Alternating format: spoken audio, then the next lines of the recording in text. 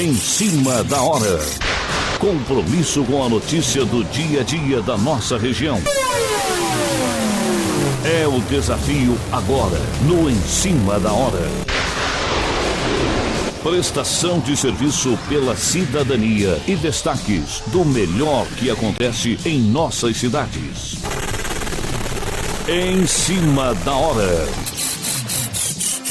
Apresentação: Heraldo Santos, com Sidney Costa e Nilton Gonçalves. Bom dia, ouvinte, bom dia, internautas, bom dia você que nos vê e ouve aqui pela Rádio da Vila, neste 9 de março de 2020. Começando Em Cima da Hora, e a gente vai até 9 horas da manhã com muita informação, com opinião, com os comentários, todos eles com muito conteúdo para você continuar sendo o ouvinte mais bem informado de toda a região. E nesse trabalho aqui de hoje, já presente aqui no estúdio, o Dr. Luiz Carlos Janelli. Bom dia, Janelli.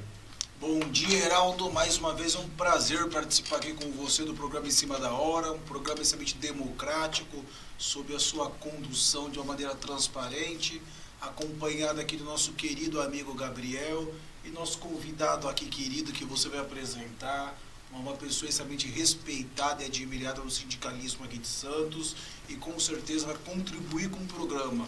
E especialmente o seu público, os seus ouvintes, os seus seguidores que nos abrilhantam com a sua audiência. Um bom dia a todos. Muito bem. E a presença aqui hoje, com muita honra, a gente recebe aqui no estúdio da Rádio da Vila o sindicalista e advogado Uriel Vilas Boas. Bom dia, Uriel. Obrigado pela participação aqui no Em Cima da Hora. Bom dia, Heraldo. Bom dia, obrigado pelo convite. É sempre um prazer brigar, né, em alto nível. Nós precisamos participar. Eu fico satisfeito de participar no programa com o Janelli, com o Gabriel, porque nós temos a necessidade de dizer o que nós pensamos, não necessariamente impor as nossas opiniões, mas conversar, discutir, debater. É isso que nós queremos da nossa comunidade. Muito bem, e o Ministério da Saúde já confirmou ontem mais 6 novos casos do coronavírus no país, totalizando 25 casos até o momento. Dos novos registros, 3 estão em São Paulo, 1 em Alagoas, 1 no Rio de Janeiro e 1 em Minas Gerais. 5 desses casos foram de pessoas que se contaminaram fora do país. O outro caso, um dos 3 de São Paulo, é de uma contaminação local, ou seja, quando é possível identificar a fonte do contágio. A Secretaria de Segurança do Estado, os 3 novos casos do Estado estão estáveis e em isolamento. No caso do Rio de Janeiro, trata-se de uma mulher de 42 anos, moradora no município do Rio, que acompanhou em viagem à Itália uma pessoa já confirmada como positiva para o coronavírus. Ela retornou do exterior na quarta-feira. Os primeiros sinais apareceram no dia seguinte à sua chegada ao Brasil. Bom, está aí esse cerco total aí das autoridades de saúde e vigilância sanitária para conter aí um alastramento, vamos dizer assim, do Covid-19. Janelli. Então, esse vírus, estava lendo, Heraldo, ele tem uma capacidade de mutação muito grande, né? E nem sempre as mesmas características encontradas em outros países é semelhante encontrada aqui no Brasil. E no Brasil também o fato da diversidade do povo, que também é muito propício, muitas das vezes é uma mutação com maior facilidade. Mas parece-me que as autoridades públicas, principalmente sanitárias, elas estão adotando as medidas para poder estar contendo isso.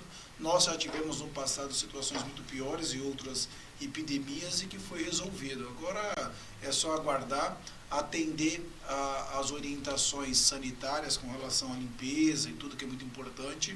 E com o tempo, notadamente, o poder público vai conseguir conter a evolução desse vírus e deixar a sociedade mais segura. Até mesmo porque tem um grupo de cientistas brasileiras aqui que está bem adiantada com relação a encontrar uma vacina de tal modo que venha resolver definitivamente esse problema. Até parabenizar essas cientistas, mulheres, é um grupo de mulheres que estão desenvolvendo esse anticorpos. Isso é extremamente importante, a ciência brasileira, a mulher brasileira e o Estado democrático brasileiro. Ô, Uriel, pelo menos em termos de informação, eu acho que o governo, as autoridades de saúde, eles estão bem posicionados. Eu fico preocupado apenas com um aspecto, é que nós tivemos aí algumas vacinas que estavam sendo aplicadas, que a população no Brasil colocava, não se interessava em fazer a vacinação. Nesse É caso... um movimento contrário, né, Não de é? alguns anos para cá, né, contra a vacina, né? Exatamente. E nós temos aí uma situação interessante, que esse problema começou na segunda economia do mundo, Foi, China, na China. que investiu muito e levou para a Europa, os países mais importantes da Europa, como a Itália, a França, a Inglaterra, até foram pessoas atingidas pelo coronavírus. E nós estamos aí porque quando você tem uma gripe, uma coisa, ou qualquer outro tipo de doença, você tem, sabe, até a pessoa mais simples sabe como proceder. Nesse caso, nós estamos ainda sem conhecer direito o que fazer. E nós temos essa informação, que nós temos o costume de abraçar, de dar aperto de mão, e a orientação médica é que a gente tenha um certo distanciamento para evitar esse problema. Então, eu vejo que a informação é da maior importância e criar um mecanismo que a população entenda que sem ela participar desses encaminhamentos, nós não teremos soluções para problemas de saúde. É verdade. E na Itália, as mortes pelo coronavírus subiram 57%. Foram adotadas medidas de isolamento, né, isolando 16 milhões de pessoas nas cidades como Milão e Veneza, e 90 mil brasileiros também vivem em área isolada. O problema todo é que, até ontem, a Itália já contabilizava 366 mortes, quando no dia anterior o governo apontava 233 mortes. Então, esse problema está se alastrando com muita intensidade na Itália, e daí essa ação, né, essa medida extrema do governo italiano no sentido de isolar essas pessoas para tentar barrar um pouco a propagação do vírus e a contaminação das pessoas. E a gente nota também uma situação interessante. A Itália, Paris, se a gente citar a França, são cidades que recebem muitos milhões de turistas ao ano. Portugal, França, Espanha, enfim. E esses países estão recebendo pessoas que vêm da China, principalmente, e a China parece, ao que consta, pela informação que a gente vê pela televisão, ela conseguiu controlar, né? Era uma cidade, e agora parece que a China finalmente conseguiu controlar. E a gente fica na expectativa que se estenda isso para outros países que não chega até nós. Mas vai chegar. É verdade. Janelli, Então, o problema da Itália é grave, é mais grave hoje do que na própria China, hein? Sim. Guardadas as proporções. Mas assim, o Uriel levantou algo aqui muito importante, Heraldo, que é algo que tem muito do povo latino, tem do italiano, especialmente no brasileiro, essa maneira quente de abraçar, de cumprimentar, de ser bastante humano no relacionamento, né? Que muitos povos, os orientais, eles são um pouco mais distantes, os europeus, com exceção dos latinos, eles são um pouco mais frios, mas o brasileiro, ele está no ápice daquele povo quente, de ter contato, de abraçar, de beijar, e esse vírus é algo que encontra nesse ambiente um ambiente de propagação muito grande. Acho que por isso que a Itália também está numa situação muito semelhante, porque o povo italiano, guardado as devidas proporções, lembra-se muito o povo brasileiro nesse aspecto, né? Mas assim, eu acredito que as autoridades públicas em breve conseguirão controlar essa epidemia, até porque outras no passado piores já ocorreram e já foram devidamente solucionadas, e essa, com o tempo, certamente vai ser solucionado, porque esse problema do coronavírus não é novo, já foi identificado no passado, e um país que está com um problema um pouco semelhante à China é o próprio Irã, né? O Irã também está com um problema muito grave, inclusive autoridades de primeiro escalão foram afastadas por conta da suspeição de ter contraído o vírus. Mas acho que em breve o poder público no mundo vai conseguir alcançar uma vacina para isso, é que no Brasil está bem avançado. Mostra, como falei anteriormente, a evolução, a capacidade da ciência brasileira e, graças a Deus, na mão de mulheres espetaculares que lá estão, conduzindo com toda a sua competência.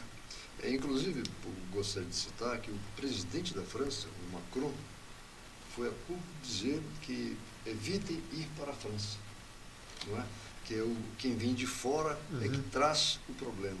Então, é uma situação que esses países, pela história, pelo o potencial que eles têm em relação ao turismo, motiva muita gente a ir lá passear e ver esses móveis antigos, esses móveis bonitos.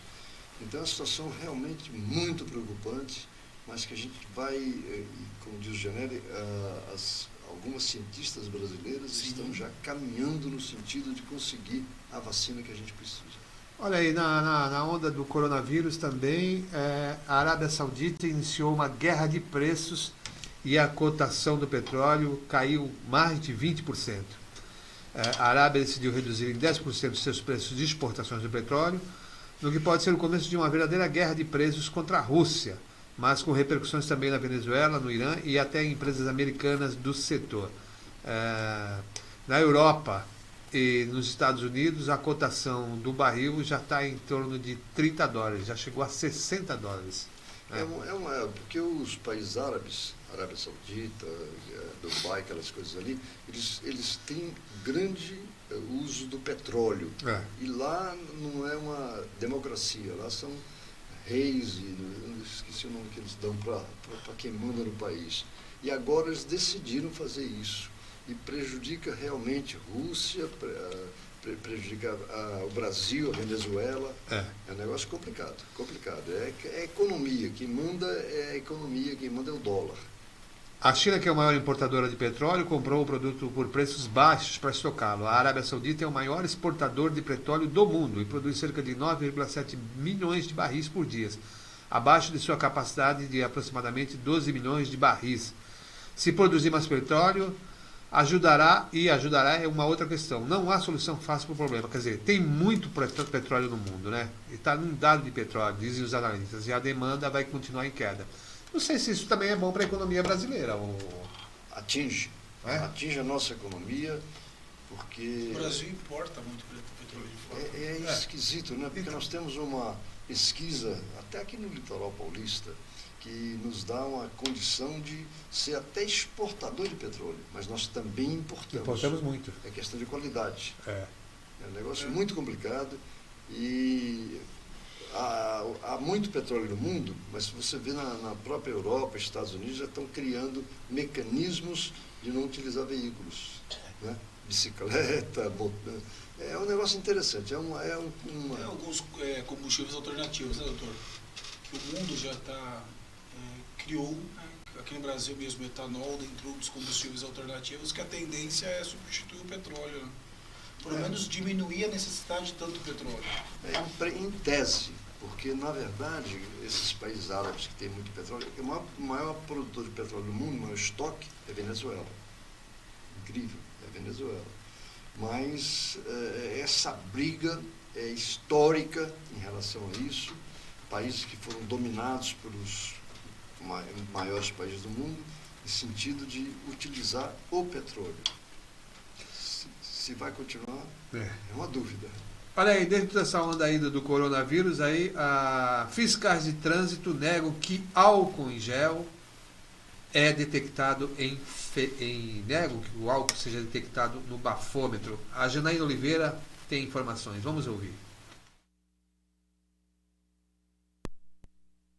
Fiscais de trânsito em todo o Brasil afirmam que o uso do álcool em gel não é detectado em bafômetro. O alerta vem diante da repercussão de um vídeo que circula nas redes sociais. Nele, um homem mostra que o teste do bafômetro pode dar positivo caso a pessoa higienize o carro e as mãos com a substância. O produto está em alta porque é eficaz na prevenção do novo coronavírus. O diretor de policiamento e fiscalização Fiscalização de Trânsito do Detran do Distrito Federal, Francisco Saraiva, explica que o uso de álcool em gel não influencia no teste do bafômetro, como realizado na blitz da Operação Lei Seca, porque é feito em ambiente aberto, procedimento que faz com que a substância evapore e não seja detectada. Que o cidadão, porventura, tenha utilizado o gel nas mãos, quando ele passa num ponto de blitz que vai ser solicitado fazer esse teste, ele vai estar com o vidro do seu carro devidamente aberto,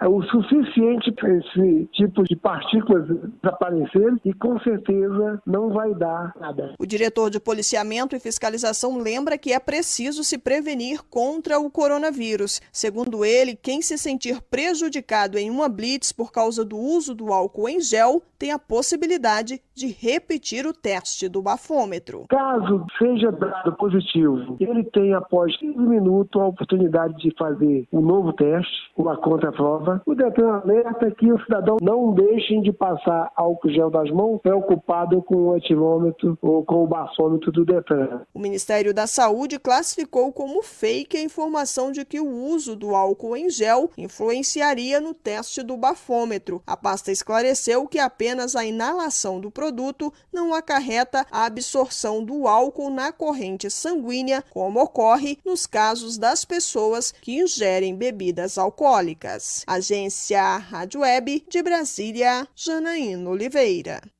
É mais um daqueles boatos que se propagam, principalmente nas redes sociais, né, Junelli? Mas vai ter um monte de gente que vai gostar desses boatos, né? O cara vai chegar pra patroa em casa e vai falar, não, esse cheiro aqui não é de cachaça, não, de álcool em gel. A brincadeira à parte, mas é normal, mais um boato que se propaga na internet e muita gente séria tava comentando a respeito desse assunto. Foi até bom agora ser esclarecido, e até porque algumas pessoas inclusive estavam com temor de utilizar álcool em gel com medo de ser parado por um guarda de trânsito e acabar recebendo uma multa aí. Quer opinar sobre isso, Uriel? Mais uma... um detalhe interessante. Eu estou preocupado porque o meu caçula, meu filho caçula, a esposa, a sogra dele, a minha mulher, estão planejando uma viagem à Itália no mês de abril. Então, é uma situação extremamente delicada e a gente fica sem saber, vai, não vai, não vai. É uma preocupação. Mas é para quando isso? Abril. Abril? Para abril já é amanhã. Complicado, é? Muito. Realmente tem que ficar muito preocupado mesmo. Para a Itália ainda? Itália. Inclusive, uma situação interessante. É o epicentro hoje. A empresa aérea que eles tinham contratado parou, não vai levar ninguém para a Europa. Olha aí. Né? Ele teve que buscar, ou vai buscar outra empresa aérea e não vai para a Itália. Vai para Paris, depois para a Itália. É extremamente preocupante. É uma situação que a gente fica... Quando você vê varíola, catapora, sarampo, você tem uma ideia de que seja. Coronavírus, agora Covid. Covid-19, né? Covid-19. É um negócio assim, puxa vida, como é que o mundo cresce cada vez mais, mas também crescem cada vez mais né? Exatamente. Trazendo para a gente uma preocupação permanente. Estamos sempre preocupados, como diz o Dr. Janelli, é a história do gel. Até isso é utilizado de forma a parecer que está tudo certo. É impressionante como a gente tem essa adaptação aos nossos interesses. Ainda mais no Brasil. Vamos dar uma chegadinha novamente até Brasília. A oposição mira em Eduardo Bolsonaro na CPI das fake news.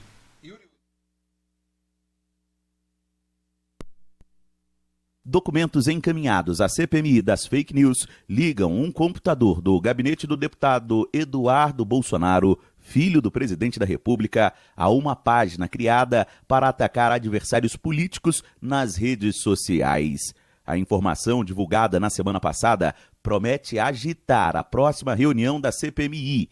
Deputados de oposição querem ouvir novamente Eduardo Bolsonaro e aprofundar as investigações sobre o caso, para, se possível, levar o deputado ao Conselho de Ética da Casa.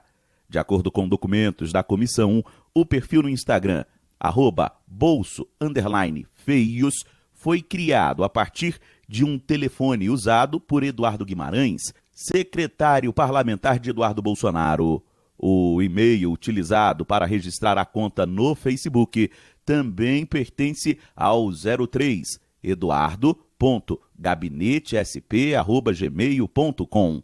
Além disso, o número de IP do computador empregado na abertura do perfil na rede social está localizado dentro da Câmara dos Deputados.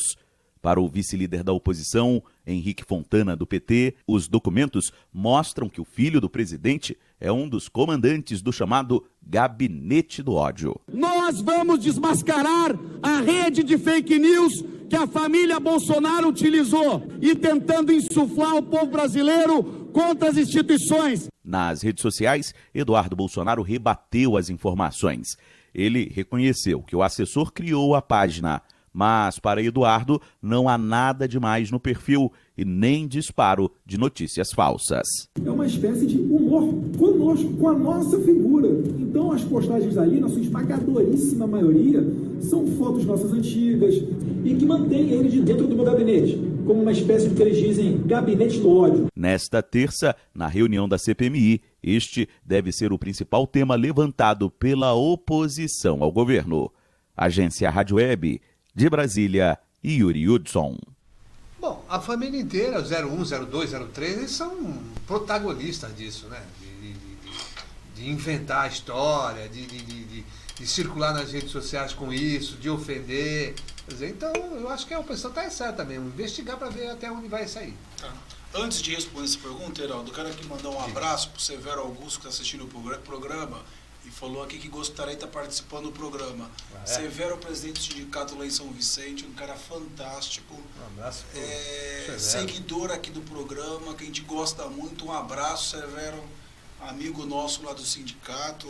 Mandou aqui um bom dia a nossa gatíssima Andréa Palópolis, seguidora aqui do programa. Eu acho que é o seguinte, Heraldo, a gente está vivendo um momento no Brasil, esse tensionamento de todas as partes, a gente acaba não levando a lugar nenhum, entendeu? Acho que se não houver uma pacificação desses problemas, quem perde é o Brasil. Mas convenhamos, né, Heraldo? Durante muito tempo, o grande problema que a gente vive aqui no Brasil, e não é de agora, independente de que governo que há esse fisiologismo que a gente tem no Congresso Nacional e nas casas parlamentares, né? Que não é pequeno. Todo cargo do Poder Executivo que assume o poder e se depara com os mesmos problemas.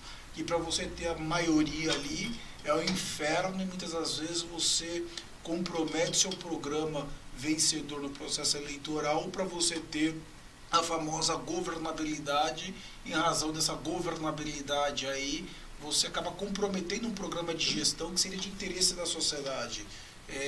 Há muitos anos a gente corre atrás do rabo para fazer uma reforma da Previdência, uma reforma tributária, uma reforma administrativa, uma reforma eleitoral, e a gente não consegue fazer nenhuma dessas reformas por conta do fisiologismo que existe no Congresso Nacional.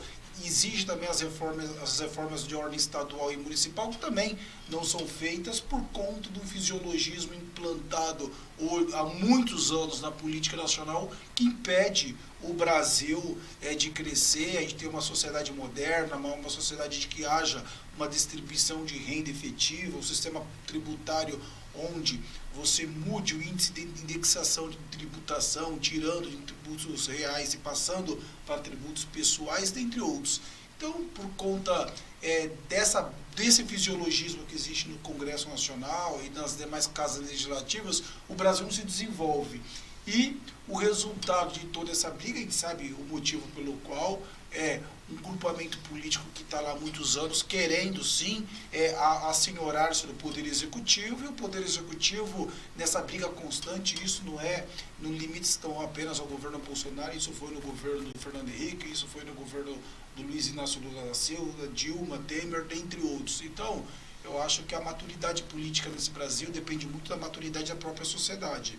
enquanto a sociedade não evoluir e votar em pessoas mais qualificadas sobre aspecto intelectual, moral principalmente, esse Brasil vai ficar estagnado. E isso independentemente da posicionamento ideológico.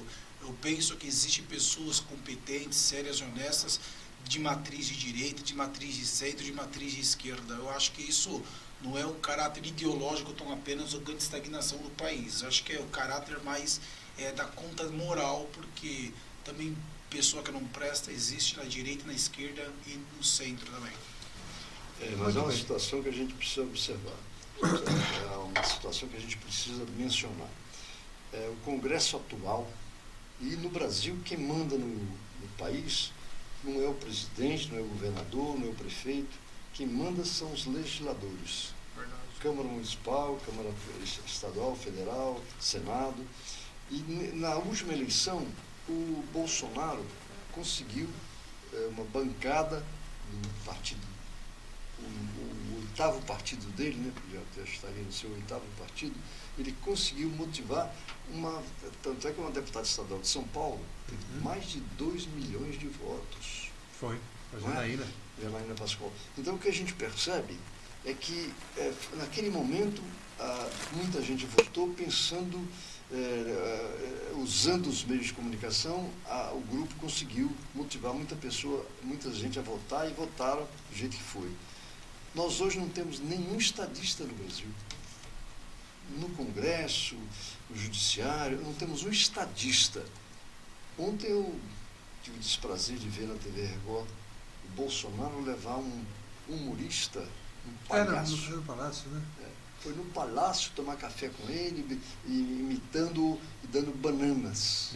Dando bananas. Então, esse Bolsonaro, há uns 15 dias atrás, ele incentivou os seus aliados a fazerem manifestações no dia 15. Depois ele negou, porque sentiu reflexo no Judiciário e no então já vamos emendar, ele faz nova convocação. Agora fez uma nova convocação. Nova convocação. Quer dizer, Léo, desculpa. Ele não tem um posicionamento. Ele não é estadista. Vamos ser muito sinceros, assim, não estou dizendo que você não seja, só modo de expressão. Eu acho que o fato de levar um humorista ou não para o Congresso lá, todo presidente da República sempre teve essa relação muito. A Dilma já tinha aquela Dilma bolada, o Lula também teve, tudo. Porque mas isso era diferente. Não, mas isso é muito da cultura os humoristas faziam a crítica ao.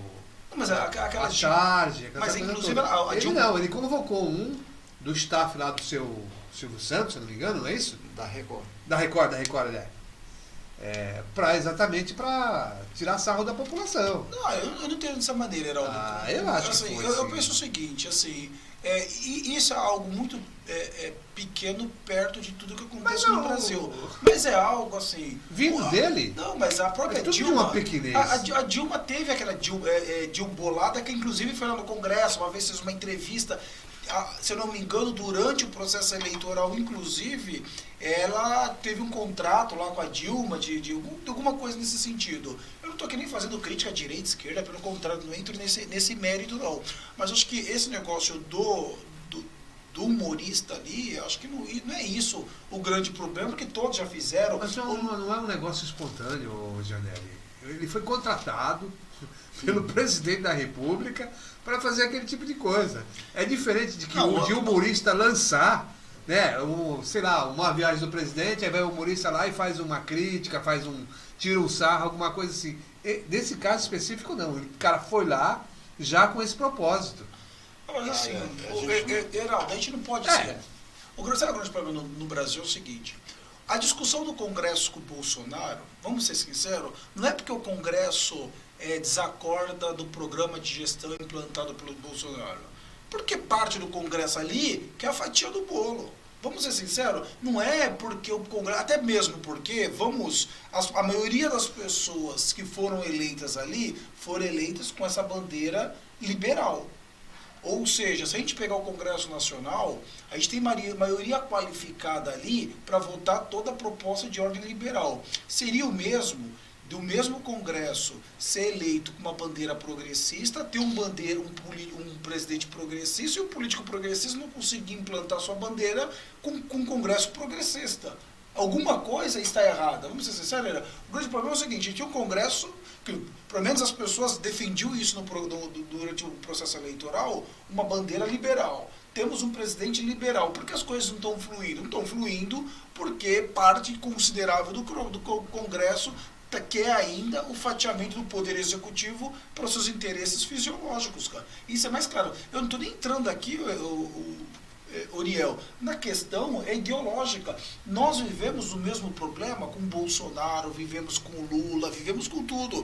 O Lula não teve base de sustentação de apoio, né, porque foi presidente da República, nem muito menos a Dilma, de todos os partidos de esquerda, a ponto dele precisar fazer uma aliança com o MDB, com o PMDB na oportunidade. Por conta desse fisiologismo que impacta de uma maneira extremamente negativa todos os presidentes e principalmente pela base de apoio que naturalmente deveria defender o programa de gestão deles. Você nunca viu o Fernando Henrique Cardoso, o Lula ou mesmo a Dilma fazer uma convocação contra o Congresso Nacional e contra o Supremo? Mas quem está satisfeito, vamos ser sinceros, eu sou candidato a prefeito de São Vicente, pré-candidato a prefeito de São Vicente. Mas quem está satisfeito hoje em dia no Brasil com o político e com a política? Mas eu faria uma observação. O pedido é outro.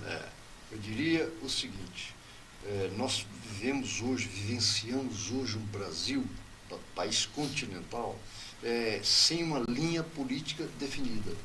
Então nós não temos uma organização de base necessária para pressionar, para discutir, para debater. E o presidente, com o seu grupo, trouxe do Chile o Guedes, que ele trabalhou no Chile. Né? O da escola de Chicago lá. Então, o que a gente percebe nessa história são duas situações. Uma delas é que o eleitorado, tem gente que não gosta de votar, tem gente que vota em branco, tem gente que anula o voto, tem gente. É uma situação que o eleitorado é que é culpado pelo político que elege. Porque nós temos um empresariado que negocia, que faz falcatruas. Não é todo empresariado, mas parte desse empresariado vive desses conchavos. Nós temos no Congresso Nacional a bancada da Bíblia, a bancada da bala, a bancada agrícola, a bancada industrial. Isso significa um corporativismo que prejudica, não há debate, não há discussão, não há... Essa agora dia 15, manifestação contra o Congresso e contra o Judiciário. Isso é uma coisa absurda. Tem que haver entendimento, debate, discussão. E quando o projeto vai para o Congresso, já vai como um entendimento.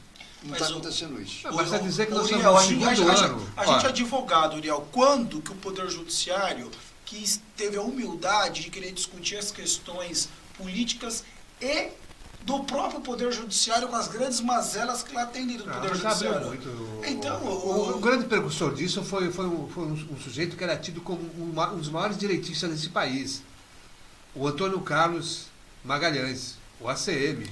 Ele que dizia lá atrás, é preciso abrir a caixa preta do Judiciário. Sim. E a partir daquelas insistentes manifestações dele e de tantos outros parlamentares, nós criamos o Conselho Nacional de Justiça. Que não serve para absolutamente nada. Não, é um avanço,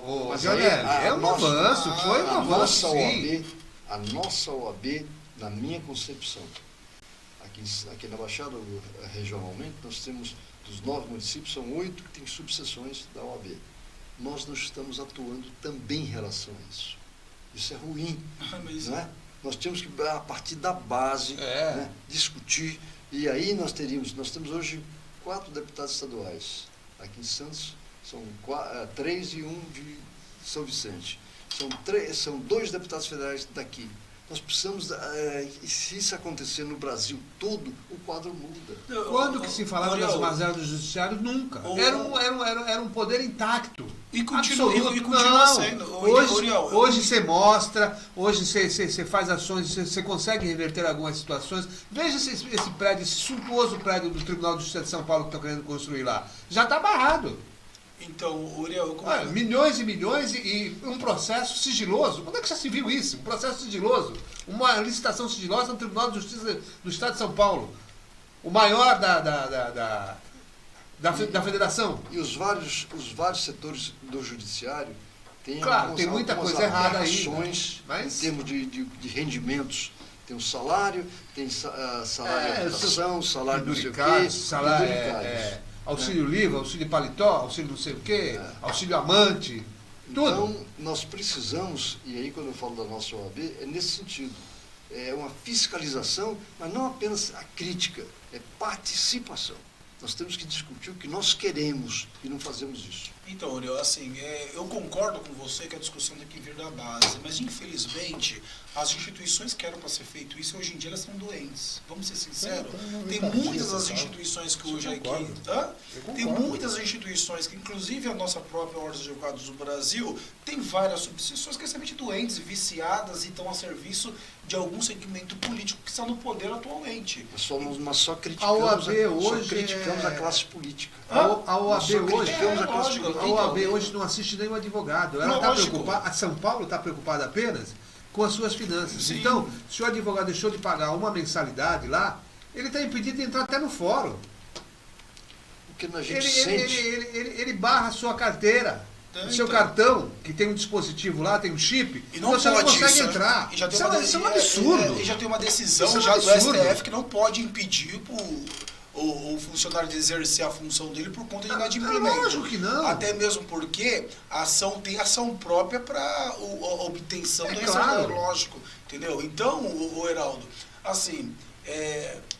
Outro dia eu fui na farmácia da UAB, às vezes a gente fui comprar um medicamento lá, na hora de passar a minha carteira, o rapaz falou, olha, doutor, tá com um probleminha aí e tal. Aí eu fui ver, era uma mensalidade de 2005, que eu não paguei na época, 2005, hein? E pela lei já teria até prescrito. Não é nem mensalidade, anualidade. Não, você paga, você paga. Mas é que você dilui se quiser por mês, diluir. Entendeu? E era de um mês lá, que eu esqueci de pagar e tal, de 2005. Olha, agora, aí bloquearam a minha carteira. Se eu fosse no fórum, que eu não tinha ido no fórum, eu não poderia passar. No Fórum de Santos hoje tem um chip que se você não tiver em dia com a sua mensalidade... Isso não isso é um absurdo. Isso é um absurdo. Entendeu? Isso é absurdo. Agora, foi tão decantado esse presidente da OAB São Paulo. E para isso? Para isso? Assim, eu perdi toda a minha esperança na Ordem dos Advogados do Brasil como instituição de classe, até mesmo porque pouco faz pelos advogados, entendeu? Pouco faz, vamos ser sinceros, pouco faz. Hoje em dia, a OAB tem uma finalidade muito mais, muitas das subseções de ser ali um servidor do político em questão que está no poder municipal do que uma outra coisa. E a maioria das subseções é nesse sentido. Agora, vamos analisar esse contexto histórico que a gente está vivendo de uma maneira global. Se todas as instituições estão extremamente criticadas por sua falta de representatividade, a gente vai querer criticar o presidente da República porque convocou, não. Porque ele não tem esse poder de convocação sobre a população. Ele solicitou que as pessoas comparecessem a uma manifestação do dia 15, dia 15 contra o Congresso Nacional. Se manifestando sua opinião contra o Congresso Nacional, agora vamos lá. Você sabe que radicalismo demais. Né? Não é radicalismo, Heraldo. Na hora que ele chama isso, passa a ideia para aquele mais reacionário, que nós temos mesmo que fechar. Não, nós temos mesmo que fechar. Não, assim, mas é uma situação. O que as pessoas pensam não é aquilo que eu falo. A gente tem que separar duas coisas. Amanhã, Heraldo, você é eleito prefeito de Santos com um programa de gestão. Um programa de gestão aqui, delimitado ali, teve 60% dos votos. Aí uma Câmara, muitas das vezes fisiológica, quer implantar aí um programa de gestão completamente diferente daquele que foi majoritariamente aceito pela sociedade. Em que situação você fica? Você fica numa situação de servidão, uma Câmara Municipal de Vereadores, ou deixa bem claro a toda a sociedade que você não está conseguindo implantar seu programa de gestão por conta da Câmara Municipal de Vereadores? Eu acho assim, a gente tem que não olhar o comportamento do presidente dissociado de todas as mazelas que existem nas instituições, independente se o presidente é de direita, de esquerda ou de centro. O Lula deveria ter feito isso em 2002, quando ele assumiu a presidência da República e tinha tinha capital político suficiente para ter um sistema tributário mais progressista, em que você implanta uma alíquota de tributação maior sobre quem ganha mais e uma alíquota de tributação menor de quem ganha menos, você pudesse regulamentar ali imposto sobre dividendo de grandes fortunas. Não fez isso. O que o Lula fez na oportunidade? Foi para o fisiologismo, sentou com o sistema financeiro, sentou com o MDB na oportunidade, fez um programa de gestão de poder na oportunidade e mesmo com capital político, para você fazer todas as alterações necessárias que a sociedade queria. O problema do Lula foi o PT. Só uma observação. O Lula, muito hábil como político, liderança efetiva. O Lula, quando assumiu o Congresso, não era a favor dele, não. Ele conseguiu negociar. Sim. A base do quê, né? Sim, mas ele negociou para conseguir... Não negociou politicamente. A gente não pode também ter... Não, mas não era mais nós tivemos um exemplo aqui. Um dos maiores antipetistas regionais aqui era o doutor Vicente Cassione. Deputado federal foi ser o quê? Líder do governo do PT, vice-líder do governo do PT. E depois aí você fala, mas o Cassione, você virou PT? Não. Eu não sou do PT, eu sou do governo, eu sou vice-líder do governo. E depois nós temos uma situação que o atual presidente, o ainda... Mas isso lhe custou a sua vida política. O atual, o ainda presidente Bolsonaro, ele não tem a sensibilidade... Você não ainda. Ele era tenente do Exército. Aprontou lá nas Agulhas Negras, onde faziam os cursos, ele ia ser expulso do Exército. Aí negociaram lá, conversaram, ele foi reformado como capitão, que é sempre um posto a mais. Ele nunca nesse tempo todo teve interesse pelo posto que ele ocupava. Foi deputado federal por 28 anos. O que ele fez em relação ao Rio de Janeiro? A família Bolsonaro era aqui do Vale do Ribeira. Ele mudou para o Rio.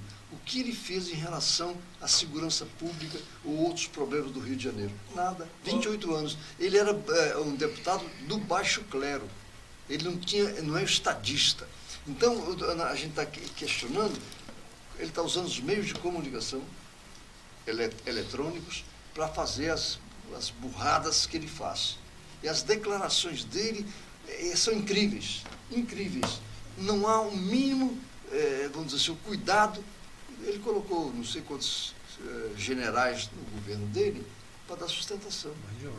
Né? Assim, Uriel, assim, desculpa, assim, eu não vou personalizar a conduta, e sim a ação que a gente tem que analisar.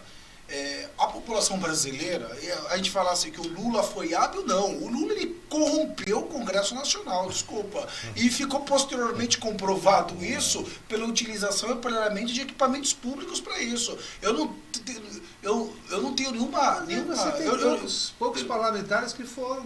Mas assim, ele corrompeu, assim, o PT, quando ele foi eleito, ele foi eleito como uma antítese ao governo Fernando Henrique, que naquele processo eleitoral a coligação foi PSDB, PFL com apoio do MDB. Quando ele foi eleito, naquele famoso acordo que o José Dirceu fez e que o Lula, no momento seguinte, desfez acordo, mas depois observou-se que o fisiologismo do Congresso Nacional era muito maior do que o seu programa de gestão de uma sociedade muito mais igualitária, o que ele estabeleceu? Ele foi lá e fez o acordo que tinha que fazer com o MDB, com o arrendamento do poder público e depois com o apoiamento do setor público de empresas privadas por agentes políticos. Esse tipo de conduta política no processo eleitoral de 2020 foi completamente 2018 defenestrado pela população, com o objetivo que fosse implantada ali uma outra modalidade de tratamento entre o Poder Executivo e o Congresso Nacional. E esse foi a maioria do voto da população. Mas e o voto agora, não estamos com nenhuma situação de extrema gravidade no governo para um presidente da República sair aos meios de comunicação e convocar a população contra dois outros poderes. Ele não convocou contra, ele mandou se manifestar assim. Heraldo, presta atenção, se amanhã o presidente, em condição de público, assim, ó, eu sou favorável ao ato que vai acontecer no dia 15, em razão do Congresso Nacional e contra o interesse da população de pautar esse programa de gestão. Mas não tem isso. Ele não falou, vai lá, ataca o Congresso Nacional, ataca... Eu falo, olha, vamos protestar contra o lance porque eu mandei um projeto tal e eles estão engavetando. Mas hoje não querem votar. Mas não querer votar. Qual o percentual? Ele não tem uma pauta, ele está no segundo ano de governo, você não tem uma pauta esse ano. Não, mas presta atenção, Heraldo, a pauta tem.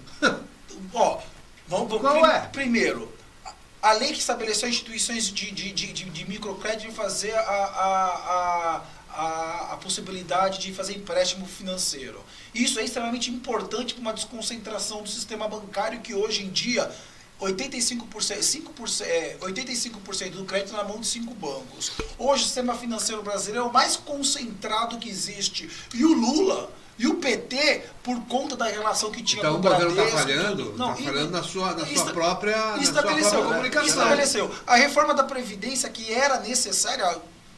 as pessoas podem ser contrárias da forma como foi conduzida, mas era necessária a coisa. A reforma tributária, que ele está tentando implantar, e o Congresso também está... deixando essencial a reforma da Previdência. Ele prejudicou só o trabalhador. Janelli, tem que levar em consideração alguns aspectos.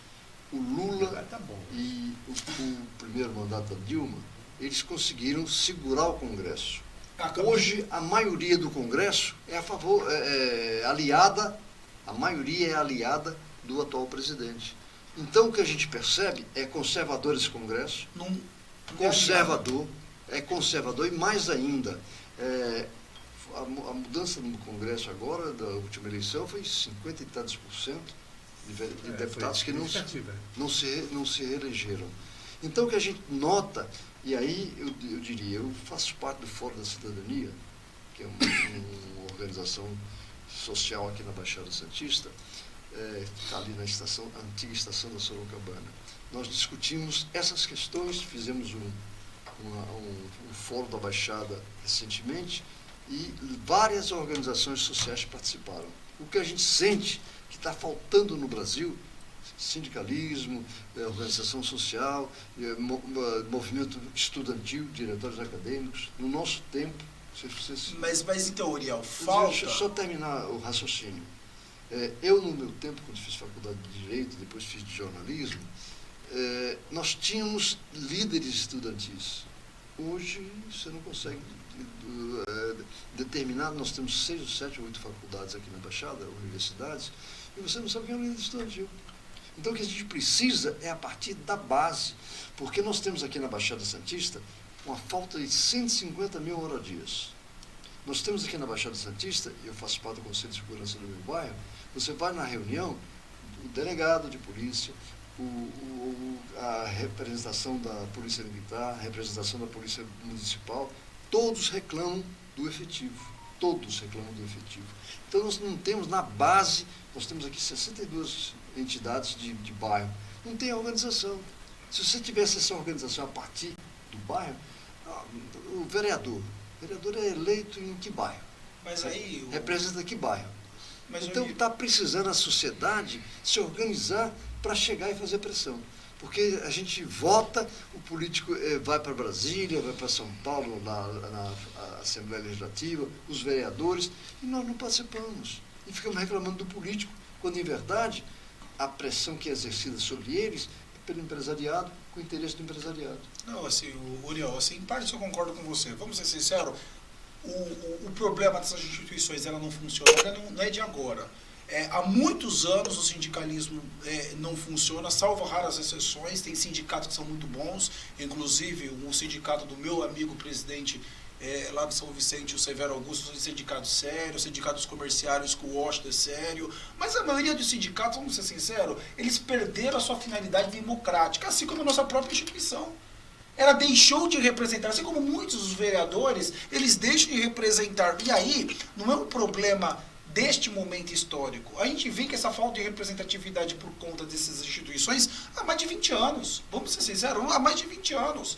Então, e você muito bem levantou de uma maneira muito transparente e leal, aí já não é culpa do político em Brasília, é culpa dos próprios representantes dessas instituições, da OAB, de instituições de classe, de grande parte do sindicalismo que não representou os interesses corretos do seu representado ali e tudo, e por isso que chegou-se a esse determinado momento. Por qual razão? Porque aquele sindicato que trabalha de uma maneira que defende os interesses do seu sindicalizado de uma maneira justa, correta, ele sobrevive. Eu tiro, por exemplo, o Sindicato Severo São Vicente, que ele está ali trabalhando de maneira honesta, decente, e cada vez mais as pessoas vão lá, se sente representada. Do nosso amigo Osher, que é o Sindicato dos Comerciários, que vem aqui sempre no programa, a pessoa se sente representada porque o sindicato trabalha de uma maneira honesta. Então, não é um problema deste governo, deste momento atual, mas é um problema da sociedade, uma concepção geral. Agora, convenhamos, o atual governo, você falou da bancada, e você muito bem levantou, se a bancada tem o mesmo entendimento ideológico do presidente da República, e os programas de gestão apresentados pelo programa de gestão da República é aquele que muitos desses deputados, durante o processo eleitoral, sustentaram e agora eles não querem votar, alguma coisa errada existe. Ou seja, o que muitas das vezes a bancada quer? Muitas das vezes eles pensam igual o presidente da República, mas para votar ele quer um carguinho, ele quer uma emenda, ele quer isso, ele quer aquele outro. E nesse caso, o presidente ele fica refém, obviamente, de uma bancada extremamente fisiológica e interesseira como essa. E com outro caminho? Ele tem dois caminhos aqui. Ou ele implanta o programa de gestão sustentado durante o programa eleitoral e que foi vencedor, ou ele entra no fisiologismo errado que levou à cadeia Lula, que levou um processo criminal Temer e outros presidentes da República. E nesse caso, eu concordo com ele. Sabe por que eu concordo com ele? Porque foi um programa de gestão submetido a um processo eleitoral e que ganhou com ampla maioria. A maioria desse Congresso aí levou uma bandeira liberal ao processo eleitoral e foi eleito com base uma bandeira liberal. Ou seja, seria muito mais fácil a votação disso. A gente não pode cometer os mesmos erros que cometemos no passado. Infelizmente, o presidente Luiz Inácio Lula da Silva ele não foi habilidoso, porque na oportunidade, Tarso Genro e outras pessoas da esquerda sustentaram que o Lula tinha que ter uma base progressista. E o Lula, com o seu projeto de poder, foi fazer uma base extremamente fisiológica no alinhamento com o MDB e outros partidos ali, de tal maneira que ele visou tão apenas um projeto de poder, mas não aquele programa de gestão que ele sustentou durante o processo eleitoral. O que comprometeu, obviamente, os inúmeros governos e esse aparelhamento do setor privado e setor público por meio de partidos políticos. Vamos avançar um pouquinho aqui. Olha. Investigação sobre Ronaldinho no Paraguai, a pura conexão com lavagem de dinheiro. A Promotoria Paraguaia ampliou a investigação criminal que envolve Ronaldinho Gaúcho e Assis, seu irmão. O Ministério Público solicitou várias informações de outras instituições e também apura uma possível conexão do caso com lavagem de dinheiro. O advogado do ex-jogador, Sérgio Queiroz, alegou que a prisão é ilegal. A investigação criminal, iniciada no Paraguai contra Ronaldinho e Assis, disse também que vem seguindo rumos inesperados essa investigação. Inicialmente o caso era sobre uma simples falsificação de documento. Agora a história começou a tomar outras direções. Quando tudo indicava que Ronaldinho poderia deixar o Paraguai, de acordo com solicitação dos promotores que inicialmente estavam envolvidos no caso, a oposição de um juiz a libertá-lo da investigação e a mudança de postura da Procuradoria-Geral do Estado terminaram com a prisão de ambos. Sandra Quinones, titular do Ministério Público, ordenou ao promotor Osmar Legal, olha o nome do cidadão, Osmar Legal, que se encarregasse do caso contra Ronaldinho. Ele é um jovem procurador da Unidade Especializada de Combate à Lavagem de Dinheiro e, apesar da pouca experiência, já conseguiu realizar processos contra poderosos políticos. O fato é que Ronaldinho e o irmão estão em cana. Essa história está mal contada até hoje. Muito, porque quem vai ao Paraguai Você não precisa de... Não precisa. Basta a carteira de identidade, brasileiro, né? Somente. Por que ele mudou essas coisas todas? Exatamente. É incrível, um jogador que já foi do mundo, foi o melhor jogador do mundo na época dele, não é? Realmente é um craque. E eu craque. reputo como melhor do que o Neymar, até hoje. Craque. Ele é um craque. No entanto, ganhou dinheiro que não tem tamanho a fortuna dele. E tem vários processos contra ele no Brasil em relação a finanças. O que ele foi fazer no Paraguai com esse troca de passaporte? Qual o interesse em relação a isso? Porque o Paraguai é um dos maiores exportadores de drogas, não é? Para o resto do mundo. Passa por lá a droga. Qual o interesse do Ronaldinho em ir para o Paraguai fazer o que fez? Algo absurdo. Algo inexplicável. Lamentável pensar nisso, porque o dinheiro que ele ganhou como craque ficaria livre, leve e solto o tempo todo. A visita em si, é o que tudo indica e que se tem noticiado aqui para nós, foi de uma entidade séria, né, que era para um evento envolvendo inclusive crianças lá do Paraguai, né, envolvidas com esporte.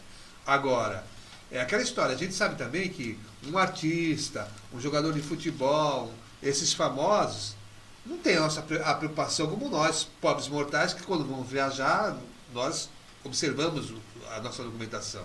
Esses delegam a terceiros. Né? E no caso do Ronaldinho, tem esse irmão dele que é problema sério, né? Esse tal de Assis aí é o senhor encrenca, né? E eu acho assim, delegou para alguém e aí apresentaram o documento lá, tá tudo certo, vamos embora. Agora, se há alguma coisa estranha por trás disso aí, e agora está sob as mãos pesadas de uma outra equipe de investigação lá do Ministério Público do Paraguai, a coisa pode realmente desandar. É lamentável porque o nome do Brasil novamente entra no ar como um país que tem figuras que são desonestas. Quer dizer, ontem a gente viu na televisão, né, crianças, jovens, dizendo, não, eu fui lá visitar um amigo na cadeia e aproveitei e pedi lá um autógrafo do Ronaldinho, quer dizer, é triste, né? Eu sinto encerrar a carreira dessa forma, cara. Eu acho assim, Heraldo, é muito prematuro um julgamento antecipado. Não, nós não estamos julgando, nós só estamos dizendo que... porque é o seguinte... Eu até falei, um artista, um jogador, não se preocupa com a documentação, ele delega a terceiros, né? Porque assim, o Uriel levantou que o Ronaldo teve alguns processos aqui no Brasil, mas nenhum de ordem criminal. Sim. Ele tem um processo, se eu não me engano, por não pagar IPTU, algo nesse sentido. Não pagar IPTU, problema ambiental, construir uma ponte lá, construção em áreas de preservação, coisas desse tipo, que até resultaram, né, na imposição de multas, e como ele não pagou, retiveram o passaporte dele e do irmão. Sim. Mas já foi devolvido e tal. Vamos aguardar, né? Porque foi como você bem levantou. Eles são assessorados, às vezes, por tantas pessoas, e às vezes um assessor dele comete uma irregularidade e acaba sobrecaindo sobre ele ali. Agora, que a justiça do Paraguai está fazendo um sensacionalismo enorme com esse caso, desnecessariamente algemando, o cara não sofreu, não resistiu à prisão, entendeu? Aquilo realmente eu acho absurdo. Desnecessariamente, assim, até para a diplomacia entre o Brasil e o Paraguai, isso deveria ser pauta, inclusive, de um tema, de uma reunião. Por qual razão? Porque o Ronaldo... Eu acho que não precisava nem levá-lo para a cadeia. Deixa ele lá no hotel. Ele que vai pagar. O Ronaldo, ele é um símbolo nacional. Assim, foi um esportista que a história dele é muito bonita, veio de baixo, conquistou 2 títulos de melhores jogadores do mundo, foi campeão do mundo pelo Brasil, é um esportista muito respeitado no Brasil e no mundo todo. Eu acho da maneira como está sendo conduzido esse processo, essa exposição negativa que está fazendo da imagem dele, eu acho que o povo brasileiro não tem que se envergonhar dessa conduta do Ronaldo, até porque a gente tem grandes outros problemas aqui no Brasil que a gente tem que se envergonhar. De uma classe política que muitas das vezes não atende os interesses da população, e de outros problemas mais sérios aqui no Brasil, e às vezes não só a classe política, muitos profissionais mesmo da iniciativa privada que são extremamente corruptos e que lesam seus clientes, e que lesam os seus consumidores, que lesam a própria sociedade, que lesam inclusive o próprio poder público. Então, eu acho que a sociedade brasileira tem outras preocupações aqui para mais relevantes do que propriamente esse problema do Ronaldo. E, na verdade, o caso do Ronaldo assusta e preocupa, porque qual seria o objetivo? Porque você, quando comete um crime, você está fazendo alguma coisa contra a lei e pensando no seu interesse próprio. Com o objetivo de pegar um passaporte adulterado, considerando-o como paraguaio. E ainda mais no Paraguai. Passaporte bom, né? Dos Estados Unidos, né? Da Europa, da União Europeia. Lá no Paraguai, caramba. Pô. Nada já contra, tem, né? Nada contra os paraguaios. Não, mas tem esse estigma já, né? Lamentável. Mas... Olha só, presos lá da Penitenciária 2 de São Vicente auxiliam na limpeza das ruas de São Vicente. São 50 presos da Penitenciária 2 de São Vicente que estão auxiliando nos bairros mais atingidos pelos desmoronamentos. Segundo a Secretaria de Administração Penitenciária, eles passaram a auxiliar na recuperação de São Vicente desde quarta-feira, né? Quando do temporal que atingiu toda a nossa região aqui da Baixada Santista. Eles fazem a limpeza de ruas próximas às encostas, onde há presença de lama, pedras, galhos, enfim, todos esses detritos. A Secretaria aponta ainda que os presos fazem parte de um grupo de 75 sentenciados do regime semiaberto que estão contratados pela Prefeitura de São Vicente exatamente para atuar nessas frentes de trabalho. Isso é importantíssimo porque todo mundo fala essa coisa toda, mas o cidadão está encarcerado lá, uma hora ele volta para a rua. E a gente tem uma hora ele volta para a rua. Nós temos que mencionar também que é histórico no Brasil todo, várias penitenciárias, tem muita gente presa aguardando o término, o julgamento. Não foi julgado e condenado. Está preso. Está preso preventivamente. Preventivamente. E essa atitude da Prefeitura de São Vicente a gente tem que elogiar. Porque se você consegue fazer com que o preso lide na comunidade, isso é importante. É importante.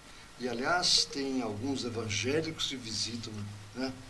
Evangélicos ou algumas religiões que visitam os presídios exatamente para estimular a conversa, o debate, o estudo, leitura de livros. Isso é importante.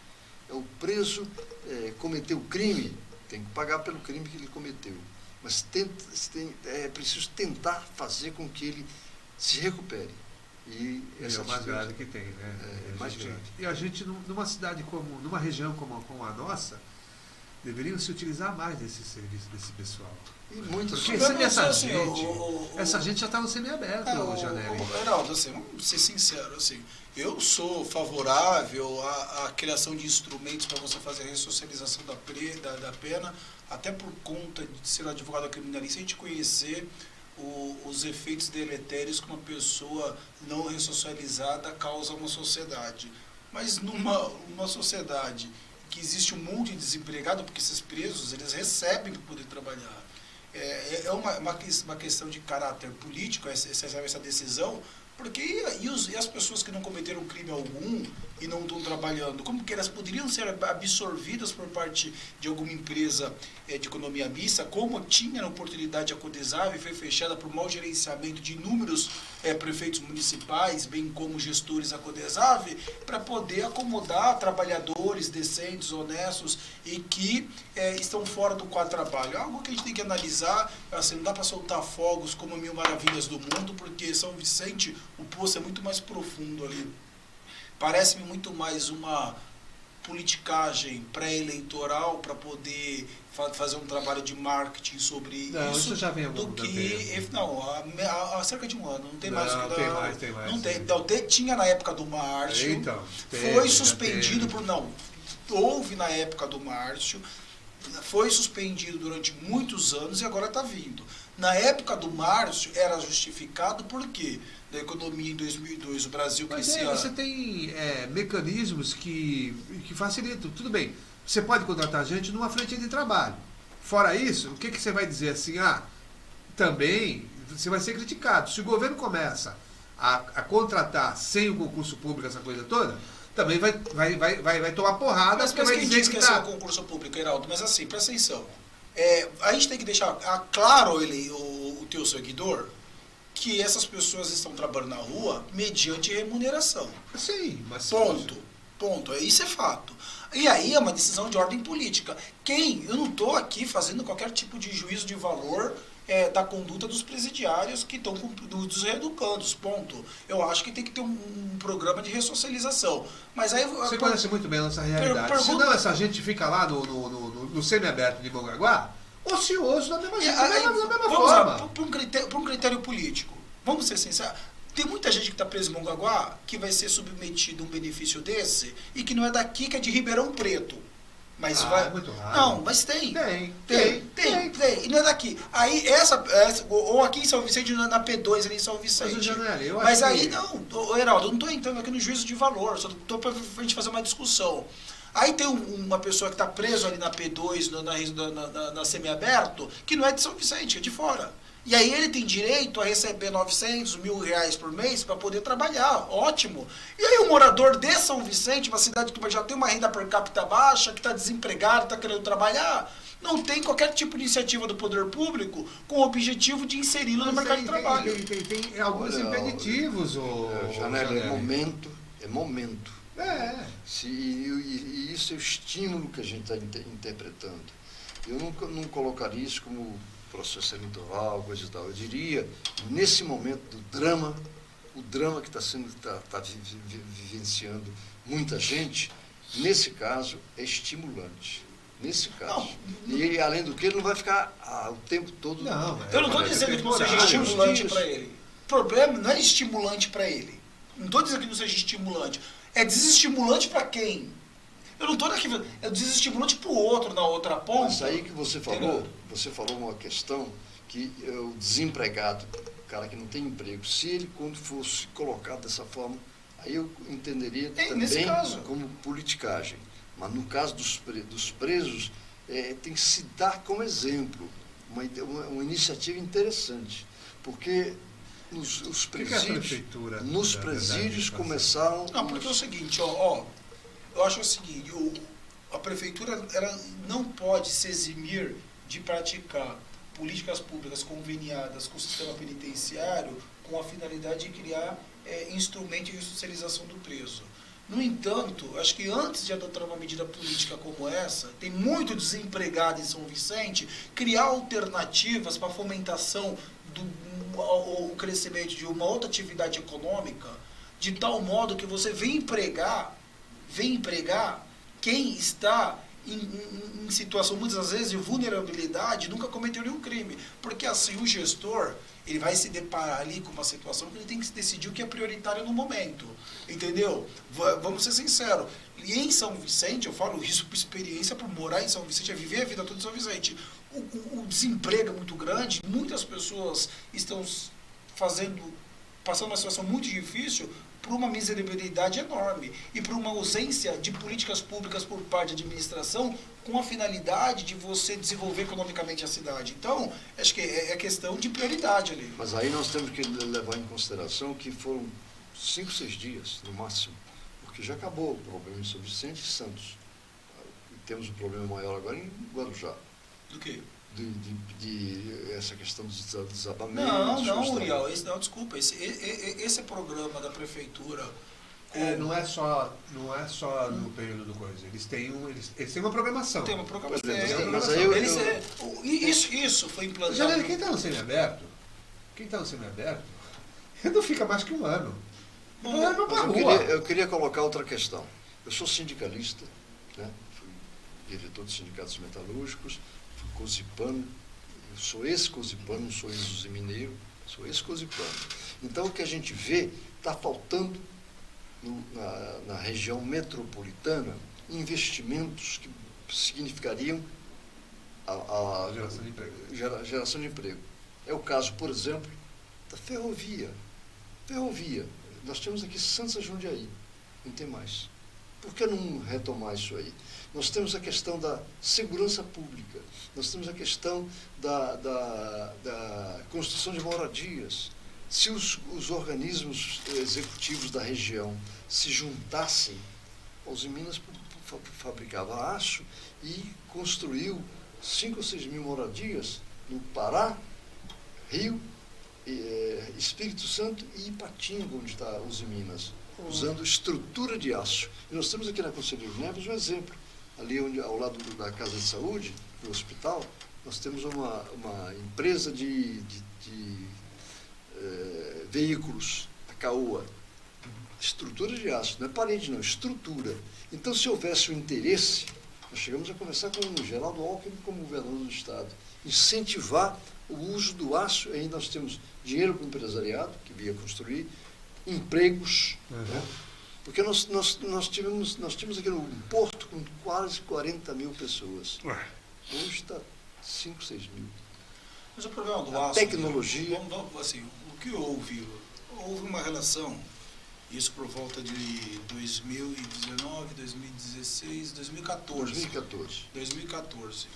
O problema do aço, qual era o principal país consumidor do aço brasileiro? A China.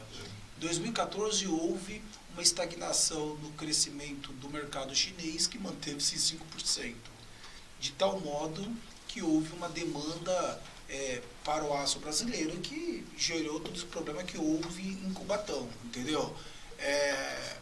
O que o governo brasileiro não fez há muitos anos é um processo de modernização da economia, de tal modo que o Brasil deixasse de ser um país que exportasse commodity e passasse a exportar mais produto industrializado, mais diversificado. Então, é algo que deveria ser feito. Nosso país, lamentavelmente, a gente exporta café, por exemplo, vai para a Alemanha, grão. A Alemanha trabalha e exporta para cá o pó. Nós não investimos nessa questão. A mesma coisa é a gasolina. A gasolina. E outra coisa, a gente faz a maquininha para tomar café, vem do exterior também. Por que não fabricamos aqui? Isso é pauta para um outro programa. A gente vai, já desde já ficam renovados os convites aqui para o Gianelli e para o Uriel. Até porque os jornais desse final de semana noticiaram o seguinte: 65 mil pessoas vivendo em áreas de risco na região. Se 65 mil pessoas estão vivendo em áreas de risco na região, todos esses governos que passaram por aí nos últimos 20 anos estão reprovados. É inadmissível que isso aconteça. E agora vem dizer que precisa mais de dinheiro. Para quê? Uma cidade como Santos tem quase 4 bilhões de orçamento para todo ano a gente prantear os mortos aí no início do ano, nas temporadas de chuva. Quer dizer, não dá. Né? Nós tínhamos 15 mil cozipanos, hoje são 1.200. E portuários, quantos nós tínhamos? 30 mil. 30 mil, hoje não tem 2 mil. Incrível. Bom, Janelli, obrigado pela participação hoje. Hoje estava quente aqui, está fervoroso aqui o debate. Isso aqui é assim que eu gosto. Quero agradecer, Heraldo, quero agradecer também a participação dos amigos aqui, Coronel Magno Julião, Severo Augusto, querida Gislane, nossa amiga lá, secretária do PSD. O Washington aí também? O Washington hoje não. Mileide, que é a nossa pré-candidata a vereadora lá, e o Renato Marchesini, nome difícil aqui, Marchesini aqui. Pessoal, muito bacana a participação de vocês. O Uriel é uma pessoa que eu aprendo muito, um advogado, sindicalista, e que contribui muito toda vez que eu venho no programa com ele. Um programa muito bacana, ele é muito prazer participar junto com você, aprendo muito, uma pessoa correta, decente, transparente, com posicionamento claro. Uma coisa que eu sempre tenho para mim, Heraldo e Uriel, que eu gosto de discutir com quem pensa diferente de mim. Porque você só cresce, porque ou você consolida aquilo que você acha que está certo, ou você aprende com outra pessoa. Mas você sempre sai uma pessoa muito melhor quando você discute com uma pessoa que pensa diferente. E o Uriel é uma pessoa extremamente preparada, um advogado correto, que eu respeito muito. Um abraço, Heraldo. Mais uma vez estou aqui à sua disposição, e sempre que chamar, sob o seu comando, estarei aqui. E nosso querido amigo, namorador Gabriel também, o pegador da Baixada. Não posso falar muito, senão as 10 namoradas às vezes vão ficar com ciúmes. Vai ter briga aqui na porta. 10 vai ter briga. E especialmente as pessoas que nos seguem, um beijo no coração, uma boa semana e fique com Deus. O Nilson Regalado lá de Minas, lá do sul de Minas, também nos acompanhando, grande jornalista Nilson Regalado, e o Magno também acompanhando aqui o Em Cima da Hora. Uriel, obrigado pela tua participação, a primeira e que eu espero que seja de inúmeras outras. Achei muito especial, porque eu tenho uma concepção que eu não tenho mais inimigos políticos, eu tenho adversários. Nós temos que ter ideias. E por que você ficou vermelho? Você ficou Não, das namoradas que ele tem. Você tá preocupado. Preocupado, realmente. Na hora que eu entrei ali, tinha mais 5 ali. Chamando Gabriel. 10 é demais, você tem que ter no máximo 5. Não, 5 só na hora que eu entrei. Vai ter mais as outras 5. Pois é, então eu agradeço o convite, gostei demais do programa e nós só esquecemos de debater uma questão. Diga. As mulheres. Ah, sim. Porque você viu como já saiu em defesa. Todas elas, né? E eu diria... Estava na pauta, realmente. Eu sou contra o Dia Internacional da Mulher. São 365 dias por ano das mulheres. Em casa, quem manda é a minha sogra e a minha mulher. Eu chego lá, baixo a cabeça... Sim, senhora. Em casa é minha mulher e minha filha. Sim, amor, concordo. Sim, mas no caso, eu apresento a minha mulher, essa aqui é minha esposa. Quando ela me apresenta, eu apresento como esposa, senhora, dona, patroa. Quando ela me apresenta, esse é meu marido. Só? Mas, então eu acho que as mulheres precisam ter, não um dia por ano, todos os dias. Sim, com certeza. Muito obrigado pelo convite. Obrigado a todos, fico com a programação da Rádio da Vila e até amanhã.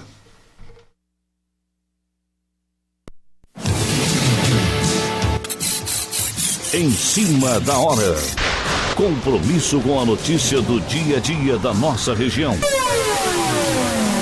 É o desafio agora, no Em Cima da Hora.